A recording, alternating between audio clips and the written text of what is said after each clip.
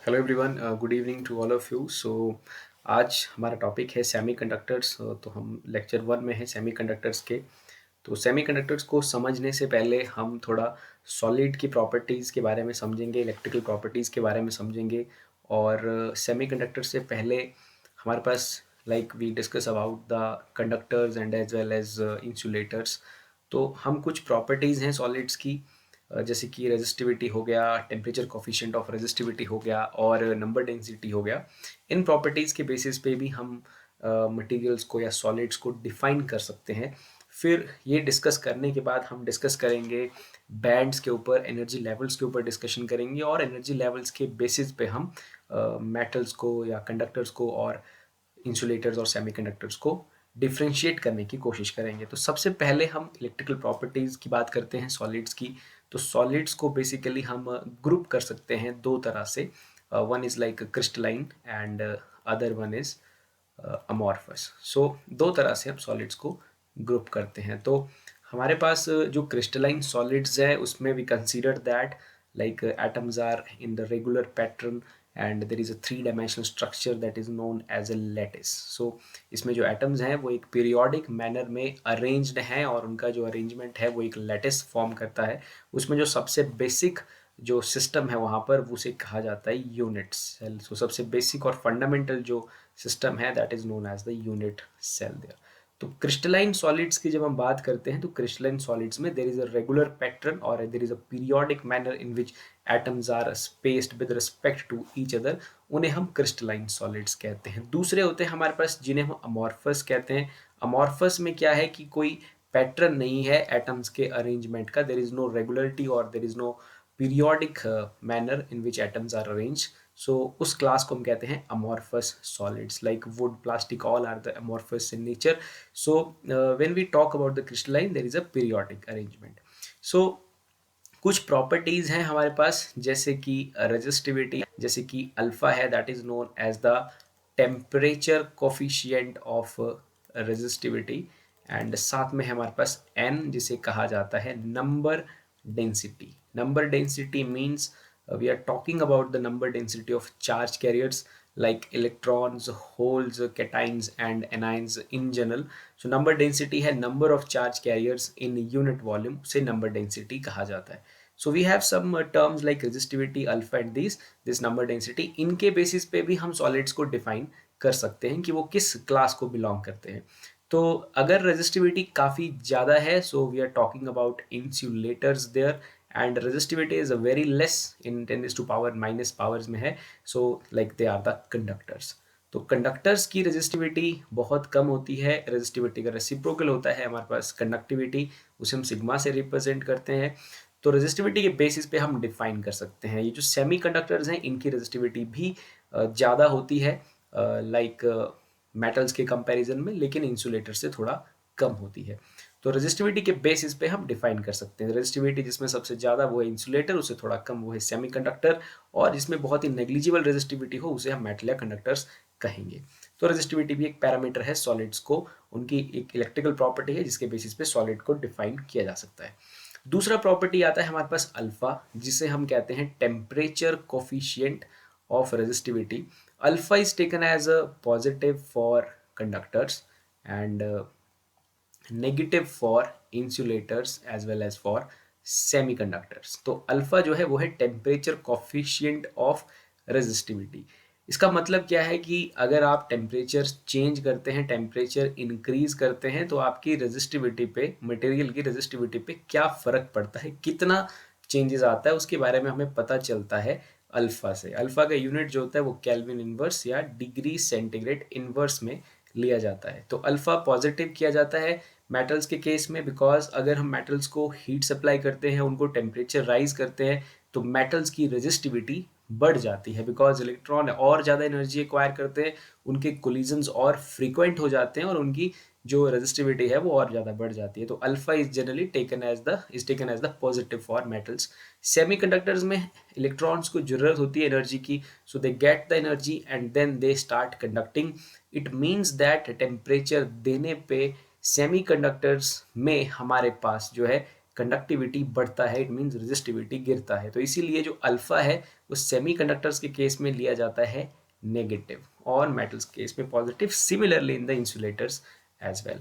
Third criteria है हमारे पास नंबर डेंसिटी, मतलब नंबर ऑफ इलेक्ट्रॉन्स और charge carriers in unit volume, number of current carriers in unit volume, इसे कहा जाता है number density. So number density metals के केस में जो है वो सबसे ज़्यादा है in comparison to the semiconductors and in comparison to the insulators. So number density भी एक पैरामीटर है जो कि हमारे मटेरियल्स को, सॉलिड्स को डिफरेंशिएट कर सकता है कि वो कंडक्टर है, कि वो सेमीकंडक्टर है, या वो इंसुलेटर है। So these are some of the electrical properties of solids. On that basis we will differentiate our materials.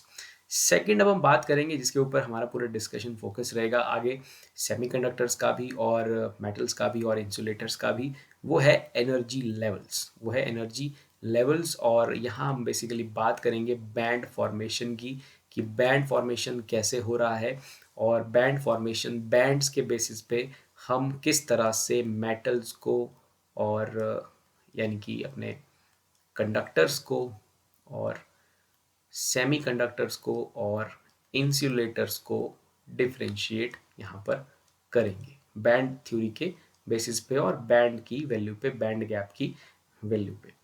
तो यहाँ पर हमने एग्जाम्पल लिया है कॉपर का। तो हम पहले एनर्जी लेवल समझेंगे कि एनर्जी लेवल्स क्या हैं और किस तरह से एनर्जी लेवल्स की जब बात की जाती है, जब एक सॉलिड को फॉर्म किया जाता है तो एनर्जी लेवल्स में कैसे चेंजेस आते हैं और कैसे बैंड फॉर्मेशन होता है। तो एग्जाम्पल के तौर पे हमने क्रिस्टलाइन सॉलिड लिया है एक, उसमें हमने कॉपर की डिस्कशन किया है। कॉपर का जो लाइक एटॉमिक नंबर है इट इज़ लाइक 29 एंड यहाँ पर बेसिकली कॉपर के एक एटम के पास है 29 इलेक्ट्रॉन्स एंड जो इलेक्ट्रॉनिक कन्फिगरेशन है that is 1s2 2s2 2p6 3s2 3p6 3d10 and one unpaired is in the 4s1. So this is the electronic configuration और this spd ये जो सबशेल रिप्रेजेंट कर रहा है। तो एस में 2 इलेक्ट्रॉन्स, अगले वाले एस में 2, पी में 6, अगले वाले एस में 2, पी में 6 और डी में 10 एंड लास्ट वाले 4s में 1। जो सबसे लास्ट वाला है these are the subshells and they are like, इनको हमने बनाया in terms of like energy के टर्म्स में, energy is being increasing in this sense. So these are the higher energy levels and these are the lower energy levels. So सबसे last वाले energy level में हमारे पास एक electron है। इस तरह से जो 29 इलेक्ट्रॉन्स हैं कॉपर के एक एटम में, वो इस तरह से डिफरेंट सबशेल्स में है और उन्होंने इस तरह से ऑक्यूपेशन करके रखा है। तो जनरली जब हम एक सॉलिड बनाते हैं तो वहाँ पर हम एटम्स को क्लोज लेके आते हैं और सॉलिड फॉर्मेशन करते हैं। यहाँ पर आपको एक फिगर दिख रहा होगा जिसमें कि हमने 2 एटम कंसीडर किए हैं कॉपर के, और ये दोनों कॉपर के एटम जो हैं काफ़ी ज़्यादा डिस्टेंस पे हैं एक दूसरे से। अभी हमने उसको आर लेके रखा है, काफ़ी ज़्यादा दूर हैं कॉपर के दोनों ही एटम्स एक दूसरे से, like they are isolated from each other. ये जो आपको ग्रे कलर में या थोड़ा ब्लैक कलर में जो क्लाउड सा दिख रहा है, ये बेसिकली इलेक्ट्रॉन क्लाउड है। एक एटम के अराउंड में, एक एटम के पास जो 29 इलेक्ट्रॉन्स है, basically this is a electron cloud और wave function of the electrons around the atom of a copper. इसी तरह दूसरे वाले का भी आपको इलेक्ट्रॉन क्लाउड जो है यहाँ पर दिख रहा है। So both are like very far away from each other. Copper के केस में जब दो कॉपर एक दूसरे के साथ क्लोजली स्पेस्ड होते हैं, इक्विलिब्रियम डिस्टेंस पे होते हैं, that is basically 260 picometer distance. तो ये जो आर है ये 260 पिकोमीटर से काफ़ी ज़्यादा है। तो एक दूसरे से आइसोलेटेड है, इनके वेव फंक्शंस में किसी भी तरह का ओवरलैपिंग नहीं है, दे बोथ आर आइसोलेटेड।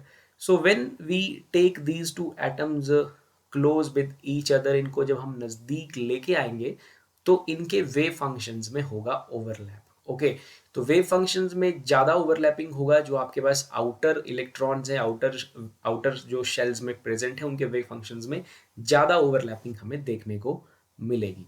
तो बेसिकली जब हम 2 एटम्स को क्लोज लेके आएंगे तो अब वो एक 2 एटम सिस्टम हमारे पास फॉर्म करेगा।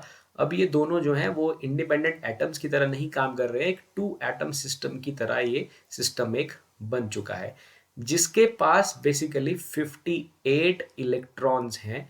और यहाँ पर अब क्वांटम मैकेनिक्स भी रोल प्ले करेगा, कि जिसमें एक प्रिंसिपल हमारे पास आएगा, पॉलीज एक्सक्लूजन प्रिंसिपल, जो कि ये बताता है कि हमारे जो इलेक्ट्रॉन्स हैं, हर एक इलेक्ट्रॉन डिफरेंट क्वांटम स्टेट में। Every electron will require different quantum state. Quantum state को डिफाइन करने के लिए हमारे पास रहता है बहुत सारे चार जो क्वांटम नंबर्स हैं हमारे पास, तो क्वांटम नंबर से हम क्वांटम स्टेट्स को डिफाइन करते हैं।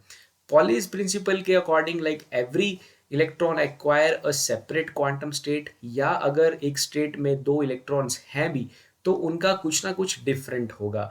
लाइक उनका स्पिन डिफरेंट होगा, one is in spin up state, other one is spin down state.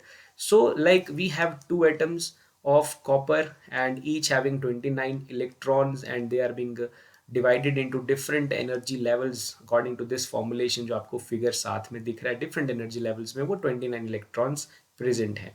जब हम नज़दीक लेके आए तो इनके जो इलेक्ट्रॉन क्लाउड है, इनका जो वेव फंक्शन है उसमें ओवरलैपिंग यहाँ पर होता है। ओवरलैपिंग होने की वजह से अब ये एक टू एटम टाइप सिस्टम बन गया, ये एक इंडिविजुअल आइसोलेटेड एटम्स नहीं रहे हैं। Then we have the Pauli's exclusion principle, and in according to that Pauli's exclusion principle, like we have here 58 electrons for this two atom type system. And basically, so according to Pauli's principle, we have 58 quantum states there. We have 58 quantum states there. And it means that जैसे हमारे पास पहले जो 29 electrons थे एक atom के पास, different energy levels थे S P D, different different 2s 4s, उसी तरह से दूसरे वाले 29 वाले के भी वैसे ही लेवल्स थे 2s 4s 3d टाइप जो भी थे सिर्फ डिफरेंट। तो जब हम इनको नज़दीक लेके आए तो बेसिकली एक कॉरस्पॉन्डिंग एनर्जी लेवल के पास दो डिफरेंट एनर्जी लेवल्स हैं। लाइक पहले अगर आपके पास एक 2s है, अब आपके पास दो डिफरेंट 2s लेवल्स हैं, तो इसको बेसिकली हम इस तरह से कहते हैं कि हमारा एक एनर्जी लेवल दो लेवल्स में स्प्लिट कर गया है। So on taking these two atoms together, हमारा जो एनर्जी लेवल है एक सिंगल एनर्जी लेवल जो है वो दो एनर्जी लेवल में स्प्लिट कर गया है। तो जब भी हम एक लैटिस फॉर्म करते हैं, जब बहुत सारे लैटिस एक लैटिस फॉर्म करेंगे, then we have to take large number of atoms. हमारे पास एक सॉलिड बनाने के लिए हम बहुत सारे एटम्स का इस्तेमाल करते हैं। Let us suppose we take n atoms. So when we bring n atoms together, there is a overlapping of the wave functions. And अभी हमने देखा कि हम दो एटम्स को नज़दीक लेके आते हैं तो हमारे पास 58 क्वांटम स्टेट्स बन रही हैं। 58 क्वांटम स्टेट्स बन रही हैं, इसका मतलब है कि हर एक energy level two energy levels में स्प्लिट कर गया है।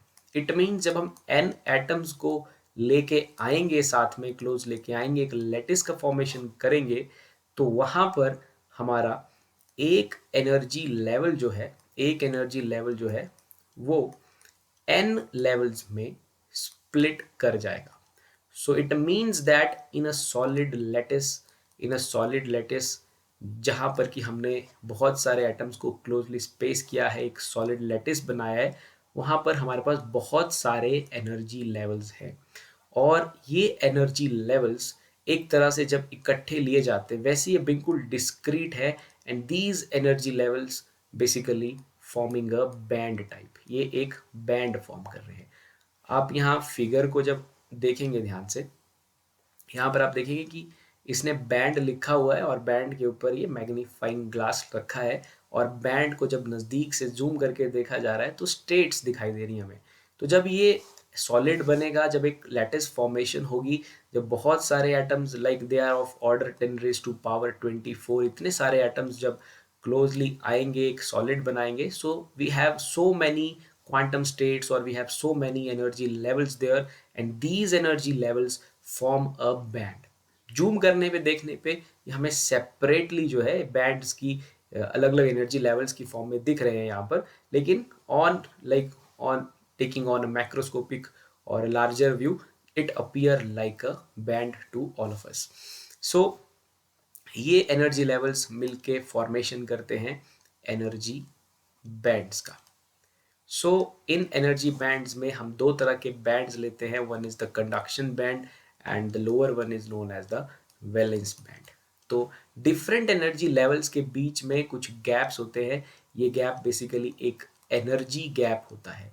ये एक ऐसा एनर्जी गैप होता है जिसमें कि किसी भी तरह का कोई इलेक्ट्रॉन नहीं प्रेजेंट होता, इट मीन्स इस पर्टिकुलर एनर्जी को कोई भी इलेक्ट्रॉन पोजेस नहीं करता है. So we have two type of bands. One is the conduction band and other one is the valence band. ये बैंड कब बन रहे हैं? जब डिफरेंट हमारे पास जो क्वांटम स्टेट्स हैं और एनर्जी लेवल्स हैं, उनके मिलने से एक बैंड बन रहा है. और कुछ बैंड्स, इन बैंड्स के बीच में एक लाइक अल्टरनेटिंग बैंड्स के बीच में एक गैप होता है. उस गैप को कहा जाता है band gap. That is termed as the band gap. Band gap एक ऐसी जगह है और ऐसा एनर्जी का एक रीजन है जिस एनर्जी को कोई भी इलेक्ट्रॉन पोजेस नहीं कर रहा है. So that is termed as the band gap. So in further, like we discuss or we differentiate our metals like our conductors and insulators or semiconductors on the basis of this band gap.